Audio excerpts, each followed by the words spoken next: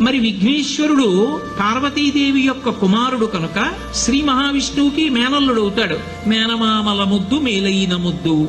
ఓసారి ఎందుకో వైకుంఠానికి తీసుకెళ్లాడు. మేనల్లుడు కదూ, సంతోషంగా తీసుకెళ్లి అక్కడ సుదర్శన చక్రం పెట్టుకున్నాడు. ఇదేమిటో బాగుందని తీసి తొండంలో కింద పెట్టి మింగేశాడు. అయ్యబాబో, ఇది శత్రు సంహారకమైనటువంటి సుదర్శన చక్రం రా, దీన్ని మింగేశాడు పిల్లాడని ఎలా బయటికి తెప్పించాలో అర్థం కాక విష్ణువు మొట్టమొదట ఆ పిల్లాడి ముందు ఇలా చెవులు పట్టుకుని గుంజీలు తీశాడు. గుంజీలు తీస్తే మామయ్య అదేమిటి అంత విచిత్రంగా కిందకి మీదకి ఊగుతున్నామని పడిపడి పకపకా నవ్వాడు. ఆ నవ్వడంలో పొలమారి లోపల ఉన్న సుదర్శన చక్రాన్ని పైకి కక్కాడు. పైకి కక్కడానికి విష్ణువుకి సాధనంగా ఆనాడు గుంజీలు తీశాడు కనుక ఎవరు గుంజీలు తీస్తారో వాళ్ళని చూసి సంతోషించి అనుగ్రహిస్తూ ఉంటాడు.